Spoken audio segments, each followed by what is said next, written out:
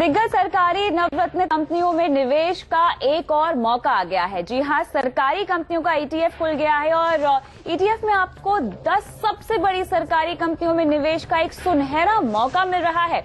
ये तमाम ऐसी कंपनियां क्षेत्र की सबसे बड़ी कंपनियों में शुमार हैं और पिछले ईटीएफ के शानदार रिटर्न को देखते हुए लगता है कि इस ईटीएफ में भी तगड़ी कमाई की उम्मीद है। लेकिन क्या आपको इस ईटीएफ में निवेश करना चाहिए और निवेश करना है तो कैसे करें, इस पर आज हम विस्तार से बात करेंगे। साथ ही आपको बताएंगे इस ईटीएफ की सभी बारीकियां।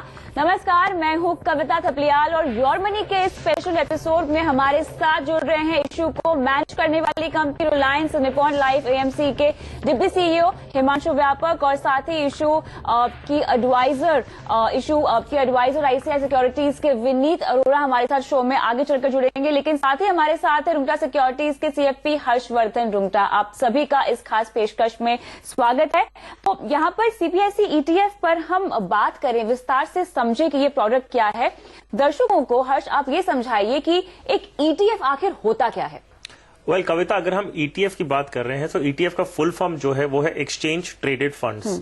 सो बेसिकली एक ये बास्केट बनाया जाता है, एक इंडेक्स होता है। मान लीजिए सेंसेक्स एक इंडेक्स है, सेंसेक्स में 30 कंपनियां हैं। आपको अगर सेंसेक्स ईटीएफ लेना है तो उसमें क्या होता है, एज ए प्रोडक्ट सेंसेक्स में जो 30 कंपनियां हैं वही वो ईटीएफ में रहेगी। बिल्कुल। अगर खरीद बेच जो करना है, जैसे उसका डेफिनेशन है एक्सचेंज ट्रेडेड फंड, तो ये एक्सचेंज पे लिस्टेड होते हैं। जैसे आप शेयर्स खरीदते हैं वैसे ही आप एक्सचेंज ईटीएफ के यूनिट्स खरीद बेच करेंगे अपने ब्रोकर के थ्रू जो एक्सचेंजेस पे लिस्ट होते हैं। सो इन सिंपल वर्ड्स ये और कुछ नहीं है, आपको एक्सचेंज से खरीदना बेचना है। सेकेंडरी इशू के टाइम की बात कर रहा हूं। और इंस्टेड ऑफ एक शेयर जो आप एक्सचेंज से खरीदते हैं, आप एक यूनिट खरीदते हैं ईटीएफ का, जिसका अंडरलाइंग जो एसेट्स हैं वो हो सकता है। अगर आप सेंसेक्स ईटीएफ ले रहे हैं तो 30 कंपनीज होगी।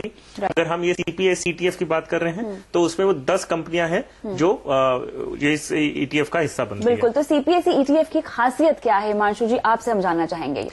कविता, सीपीएससी का फुल फॉर्म है central public sector enterprises ETF, जैसे हर्षवर्धन ने बताया एक्सचेंज ट्रेडेड फंड।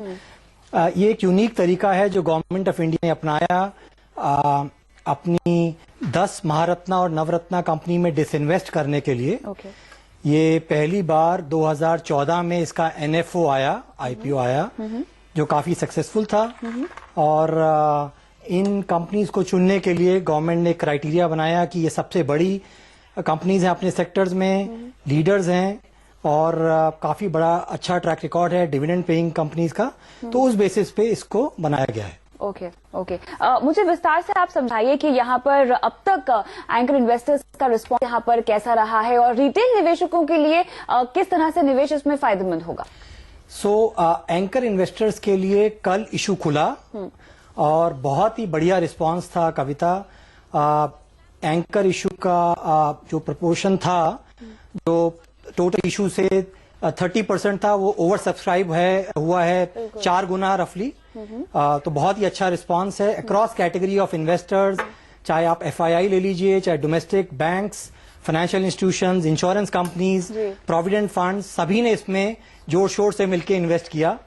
और रिटेल इन्वेस्टर्स की आज नॉन एंकर इन्वेस्टर्स, जिसमें रिटेल इन्वेस्टर्स एक अहम भूमिका अपनाते हैं, उनका इशू आज शुरू हुआ है। आज, कल और परसों बंद होगा 20 तारीख को।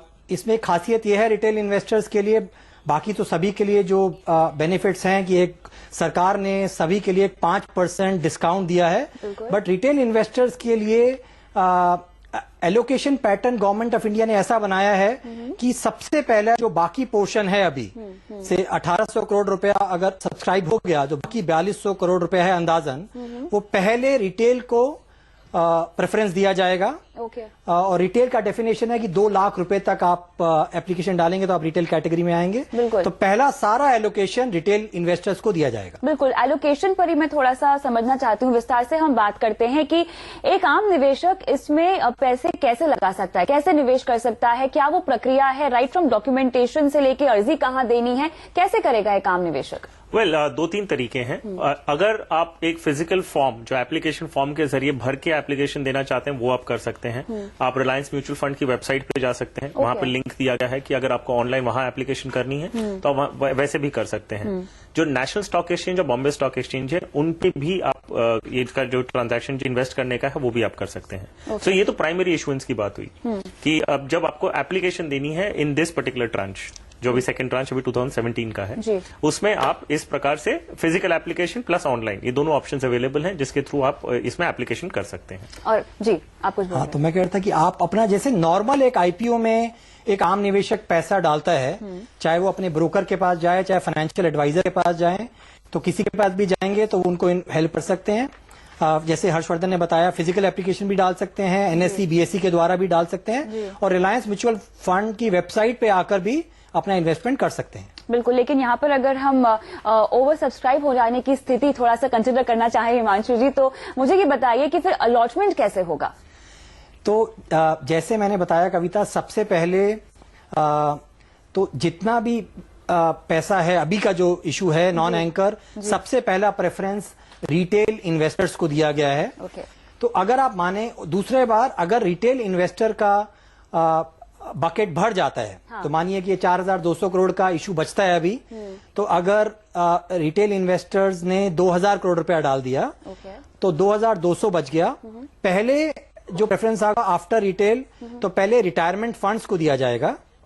तो उसमें मानिए 1,000 करोड़ और आ गया, तो बचा 1,200 करोड़। तो 1,200 प्रपोर्शनेट दिया जाएगा high net worth individuals, qualified institutional buyers और कॉर्पोरेट्स को। तो पहला प्रेफरेंस रिटेल को है। लेकिन मानिए आपका जो दूसरा क्वेश्चन है कि रिटेल इतनी जोर से आया कि 4,200 से ऊपर भी आया, तो फिर सभी को प्रपोर्शनेट में दिया जाएगा। तो अगर 4,000 करोड़ की जगह 8,000 करोड़ आ जाता है तो 50% एक अलॉटमेंट रहेगी एक आम निवेशक के लिए। बिल्कुल, उम्मीद तो यही है। लेकिन चलिए एक बार फिर से बताते हैं यहाँ पर दर्शकों को कि कैसे वो निवेश कर सकते हैं। अगर आपको सीपीएसई ईटीएफ में निवेश करना है तो पेपर फॉर्म अगर आप भरते हैं तो उसे आपको कहाँ जमा करना है? रिलायंस म्यूचुअल फंड के ऑफिस में जाके आप ये फॉर्म जमा कर सकते हैं। आप कार्वी के ऑफिस में इसको जमा कर सकते हैं। AMFI registered BSc NSC member के पास से आप ये फॉर्म ले सकते हैं। साथ ही एमफी रजिस्टर्ड फाइनेंशियल एडवाइजर्स के पास भी आपको सीपीएसई ईटीएफ में निवेश करने के लिए पेपर फॉर्म मिल जाएंगे। लेकिन ऑनलाइन अगर आप निवेश करना चाहते हैं तो वो आप कैसे करेंगे, ये हम आपको बताते हैं। आप रिलायंस म्यूचुअल.com पे जाके, जो उनकी ऑनलाइन वेबसाइट है, वहां जाके आप ये फॉर्म भर सकते हैं। साथ ही आप रिलायंस म्यूचुअल फंड की मौजूदा स्कीम से स्विच भी कर सकते हैं। अगर आपको ऑनलाइन निवेश करना है तो ये भी एक सुविधा आपको दी जा रही है। NSC mutual fund service system के जरिए भी निवेश किया जा सकता है। एनएससी ई-आईपीओ प्लेटफॉर्म पर एनएससी के ब्रोकर के जरिए आप निवेश करवा सकते हैं। BSc star mutual fund BSc broker के जरिए निवेश करवा सकते हैं। बीएससी ई-आईपीओ प्लेटफॉर्म पर बीएससी ब्रोकर के जरिए, एमफी के प्लेटफॉर्म पर म्यूचुअल फंड यूटिलिटी के जरिए भी आप ये निवेश कर सकते हैं। तो फिलहाल सीपीएसई ईटीएफ में आपने निवेश कैसे करना है वो तो हमने आपको बता दिया है। लेकिन चलिए अब चर्चा में हम जोड़ते हैं इस इशू के एडवाइजर आईसीआईसीआई सिक्योरिटीज के विनीत अरोड़ा को। स्वागत है आपका विनीत जी। हम बात कर रहे हैं कि आम निवेशक को इस इशू में क्यों पैसे डालने चाहिए। आपने इसे डिजाइन किया है, आपने एडवाइस किया है यहाँ पर इस इशू को पूरा बनाने में। क्या क्या बारीकियां आपने ध्यान में दी हैं जिससे कि एक आम निवेशक अगर इसे पैसे लगाए तो मुनाफा होगा ही होगा? देखिए, ये जो इशू है ना, ये 2014 में शुरू हुआ था। पहला ईटीएफ जब लॉन्च हुआ था 2014 में लॉन्च हुआ था। उस समय जब इसके स्टॉक सिलेक्ट किए गए थे तो उसके अंदर कुछ अहम बातें जो हमने ध्यान रखी थी जब स्टॉक्स को सिलेक्ट किया था। एक ये था कि हर एक स्टॉक का कम से कम 1,000 करोड़ का फ्री फ्लोट होना चाहिए। इसका मतलब है कि सारे के सारे स्टॉक्स लिक्विड होने चाहिए, मतलब उसको कभी भी बेच सकते हैं, कभी भी खरीद सकते हैं, इस तरह के लिक्विड होने चाहिए। दूसरा जो अहम देखी गई थी कि उसमें जो उसका डिविडेंड पेइंग रिकॉर्ड है बिल्कुल वो बहुत स्ट्रांग होना चाहिए। तो कम से कम 4% का डिविडेंड लास्ट 7 ईयर्स तक पे किया होना चाहिए उन स्टॉक्स ने। इसका मतलब है कि स्टॉक लिक्विड होने चाहिए और प्रॉफिटेबल होने चाहिए, क्योंकि डिविडेंड एक बहुत ही महत्वपूर्ण क्राइटेरिया है टू चेक कि कंपनी जो है वो प्रॉफिटेबल है या नहीं है। तो प्रॉफिटेबल स्टॉक्स और लिक्विड स्टॉक्स, उन्हीं में से बिल्कुल चुनिंदा स्टॉक्स जो सरकार के चुनिंदा स्टॉक्स है सीपीएससी के, वो 10 स्टॉक चूज किए गए थे और ये बास्केट बनाई गई थी। बिल्कुल। तो इसलिए जब पहला ट्रांच भी हुआ तो इन्वेस्टर्स को काफी इसमें फायदा हुआ। एब्सोल्युटली। और अभी जो सेकंड ट्रांच भी आ रहा है तो ये जो स्टॉक्स हैं इनकी जो सेक्टर्स को रिप्रेजेंट करते हैं वो सेक्टर्स भी अच्छे लग रहे हैं, प्लस डिस्काउंट भी है। तो ये भी इन्वेस्टर्स को फायदा करेगा। बिल्कुल। साथ ही एक और चीज यहाँ पर मैं दिखाना चाहूंगी, अगर हम स्क्रीन पे सीपीएसई ईटीएफ में जो वेटेज है जिन कंपनियों को मिला है, अगर वो भी हम डेटा एक बार दिखा सकें तो हम और सवाल ले पाएंगे हमारे मेहमानों से। ओएनजीसी, कोल इंडिया, अगर मैं देखूं तो इनको सबसे ज्यादा वेटेज जो अविनीत जी यहाँ पर दी गई है। तो अगर हम देखें पूरा कॉन्सेंट्रेटेड पोर्टफोलियो है, ऐसे में किस तरह के निवेशक को आपके मुताबिक निवेश करना चाहिए? देखिए, ये जो बास्केट है ना, ये कॉन्सेंट्रेटेड है एनर्जी की तरफ। ओके। लेकिन इस बास्केट का अगर हम लॉन्ग टर्म टेस्टिंग करें या इसका हम इंसेप्शन से भी डेटा देखें तो इसके रिटर्न्स काफी निफ्टी के साथ ही रिटर्न्स रहे हैं। और लो वोलेटिलिटी है इस बास्केट के अंदर। इसका मतलब ये होता है कि ये ज्यादा ऊपर नीचे नहीं होती है, निफ्टी के कंपैरिजन में इसका ऊपर नीचे कम होता है। तो लो वोलेटिलिटी, सिमिलर रिटर्न्स। तो मेरे हिसाब से हर एक निवेशकों को ये वाला अपने पोर्टफोलियो में इसकी एक जगह बनानी चाहिए। एक तो एनर्जी है की बास्केट है, दूसरा इसके अंदर और भी बड़े महत्वपूर्ण सेक्टर्स हैं, जैसे कि लॉजिस्टिक्स के रिप्रेजेंटेशन है, डिफेंस की रिप्रेजेंटेशन है, और इस तरीके से मिनरल्स की भी है रिप्रेजेंटेशन कोल इंडिया के थ्रू। तो इस तरह से काफी रिप्रेजेंटेशन अलग अलग सेक्टर्स की है और ये अच्छी बेहतरीन कंपनियां हैं। तो इसके आई थिंक हर एक निवेशक जो भी अपना रिटेल निवेशक भी है उसको भी इसके अंदर एक अपना पोर्टफोलियो में जगह बनानी चाहिए। चलिए, तो यहाँ पर आपके पोर्टफोलियो में सीपीएसई ईटीएफ को आपको जगह तो बनानी चाहिए, लेकिन आप ये कैसे करेंगे, कैसे अपने पोर्टफोलियो में इसे भी एज एन इन्वेस्टमेंट इंस्ट्रूमेंट शामिल करेंगे, ये हम समझेंगे हर्षवर्धन रुंगटा से इस छोटे से ब्रेक के बाद।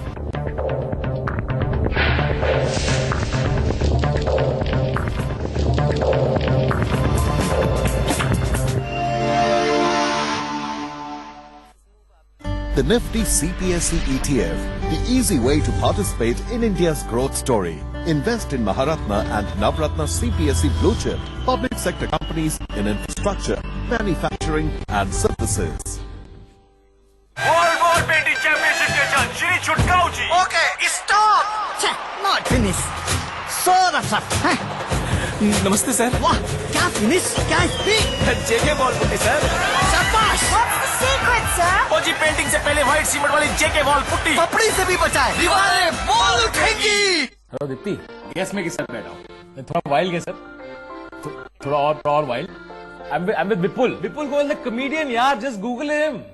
तेरा शो ना 25 बार देख चुका हूँ, वही सड़े हुए जोक मारता रहता है। I mean they're good, I am not denying that, but I am also pretty good man. कोई नोटिस ही नहीं करता। ऑडिटोरियम में जिस दिन तू अपने नाम पे 1000 टिकट बेचेगा ना, that's the day you made it.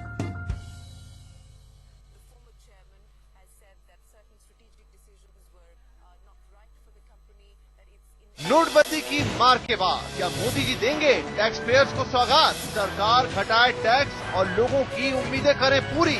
उठाइए अपनी आवाज, जुड़िए हमारे आंदोलन के साथ। सीएनबीसी आवाज ने शुरू किया है टैक्स घटाओ आंदोलन। Title sponsor IRB infrastructure developers limited, highway to growth. प्रायोजक है जेके वॉल पुट्टी, दीवारें बोल उठेंगी, और लॉयड एयर कंडीशनर्स जो दे खुशियों की guarantee. Lighting partner Syska LED, light years ahead. Travel partner Cox and Kings, holidays for everyone. प्रधानमंत्री जीवन ज्योति बीमा योजना। इस योजना के तहत सिर्फ ₹1 प्रतिदिन जमा करने के हिसाब से आपको मिल सकता है 2 लाख रुपए का जीवन बीमा। आपके बाद आपके परिवार का जीवन बिना रुके चलता रहे, इसलिए आज ही इस योजना से जुड़ें।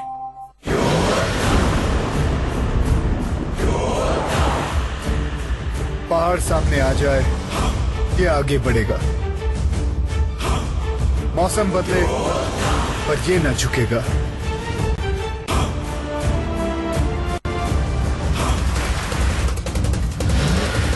और एक बार जो कह दिया तो करके ही रहेगा। इंजन और भी दमदार, परफॉर्मेंस और भी जोरदार। द न्यू टाटा ज़ेनॉन योद्धा, भरोसा हर कदम।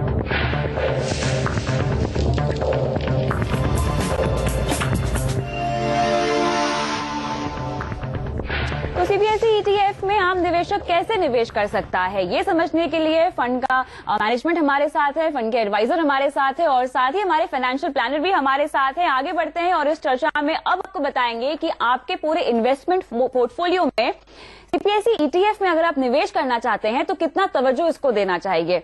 हर्ष, मुझे बताइए कि हमेशा हम कहते हैं कि एसेट एलोकेशन आपका सबसे अच्छा होना चाहिए अगर आप एक लॉन्ग टर्म इन्वेस्टमेंट पोर्टफोलियो बनाना चाहते हैं।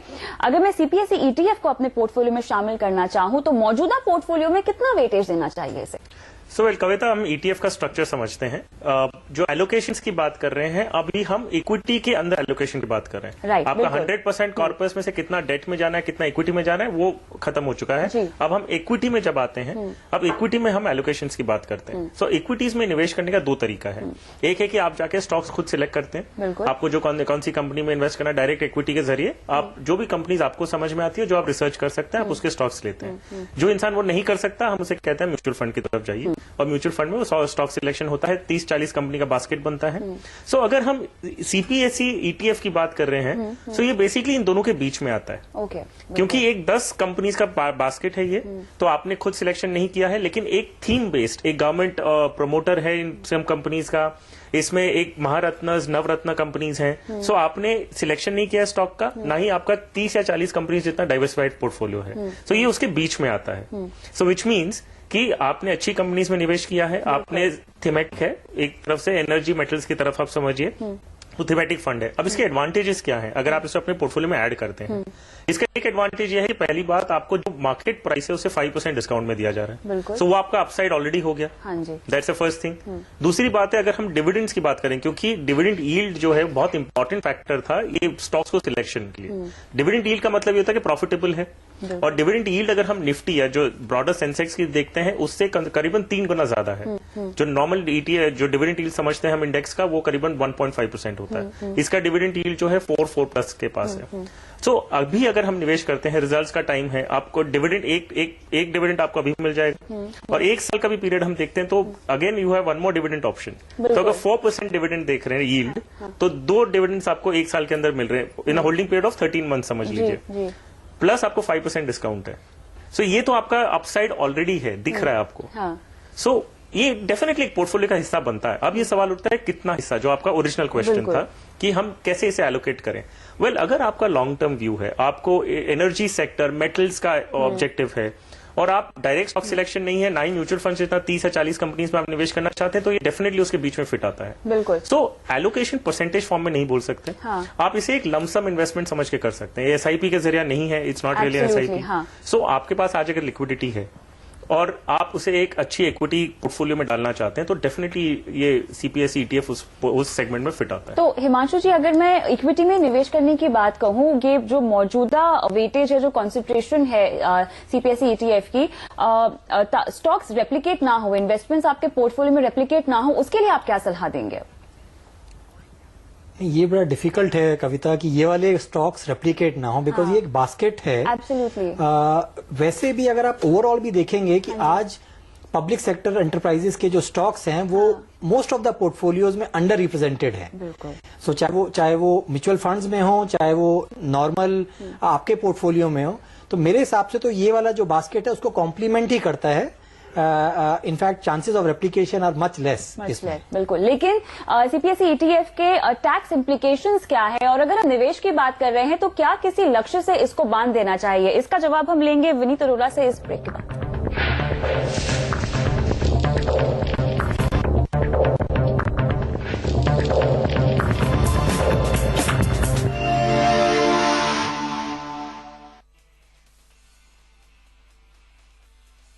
Want to trade but don't know how to start? Want to invest in the markets but don't know when to enter? Start your trading journey now with Haim Securities. We have solutions for your stock market needs. With a pan-India network and a dedicated research team, we offer stockbroking, depository and award-winning merchant banking services. Enjoy the fast and smooth trading experience. Investment in securities market are subject to market risks. Read all the related documents carefully before investing.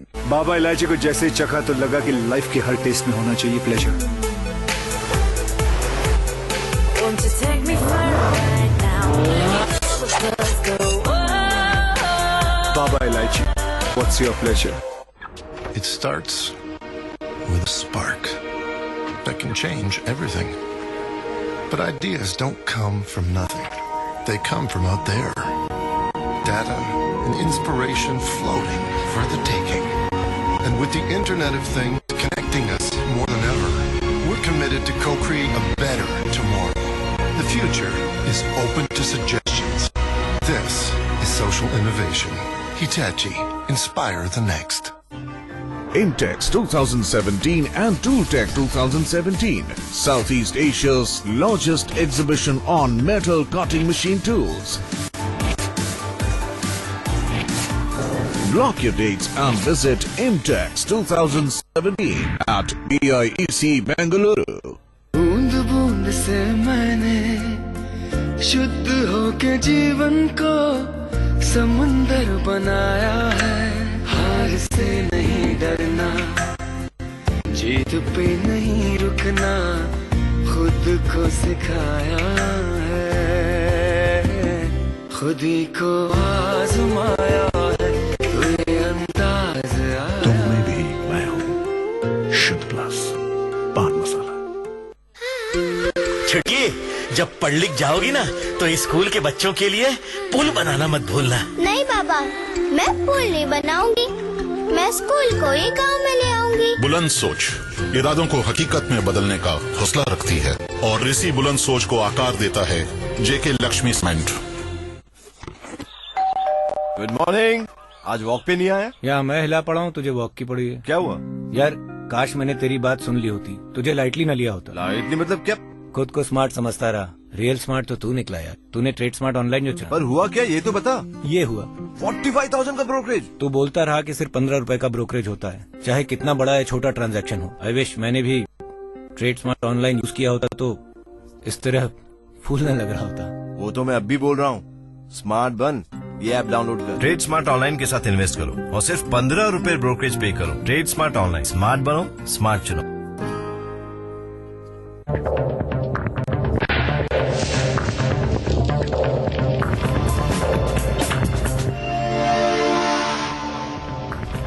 CBSE ETF में आपको निवेश क्यों करना चाहिए, आज हम हमारे जानकारों से यही समझ रहे हैं और रुक करते हैं विनीत अरोड़ा की ओर, जिनसे मैं पूछना चाहूंगी कि निवेश क्यों करना चाहिए, कब तक करना चाहिए, वो तो हमने बता दिया है, लेकिन टैक्स के लिहाज से कितना फ्रेंडली है, कितना कंज्यूमर फ्रेंडली है ये पूरा निवेश? एक तो जब इसमें हम इन्वेस्टमेंट कर रहे हैं, अगर हम फर्स्ट टाइम इन्वेस्ट करते हैं, फर्स्ट टाइम अगर हम इक्विटी मार्केट में इन्वेस्ट कर रहे हैं तो आरजीईएसएस कंप्लायंट स्कीम है ये। इसका मतलब है आरजीईएसएस के नीचे जो निवेशकों को फायदा मिलेगा टैक्स का, उसके लिए ये कंप्लायंट है और वो फायदा मिल सकता है। दूसरा, क्योंकि ये इक्विटी स्कीम है, ये 12 महीने के बाद अगर हम इसकी रिडेम्पशन करते हैं तो लॉन्ग टर्म टैक्सेशन में आ जाता है, जिसका मतलब है कि इसकी रिडेम्पशन हमारे लिए टैक्स फ्री हो जाती है बिल्कुल लॉन्ग टर्म के अंदर। और जैसा कि हर्ष जी ने बताया कि अगर इसमें हम 13-14 महीने तक अगर होल्ड करें तो इसमें दो डिविडेंड आ सकते हैं और एक 5% का डिस्काउंट है, और उस समय अगर हमने रिडीम किया या उसके बाद कभी रिडीम किया तो भी टैक्स फ्री हो जाता है। इसका मतलब है कि इसमें काफी फायदा हो सकता है इस एंटायर बास्केट के अंदर। बिल्कुल हिमांशु जी, तो यहाँ पर हम कह रहे हैं कि आप इसको जितना लंबा हो सके उतना लंबा रखिए अपने पोर्टफोलियो में, हो सके तो कोई लक्ष्य को भी, लंबी अवधि का कोई लक्ष्य है आपका, जैसे कि बच्चे की शादी, पढ़ाई या आपको खुद का रिटायरमेंट के लिए भी अगर आप जोड़ना चाहते हैं तो आप निवेश बरकरार रख सकते हैं। लेकिन एक्सपेंसेस वैल्यूएशन के लिहाज से क्या मैं फायदे में रहूंगी?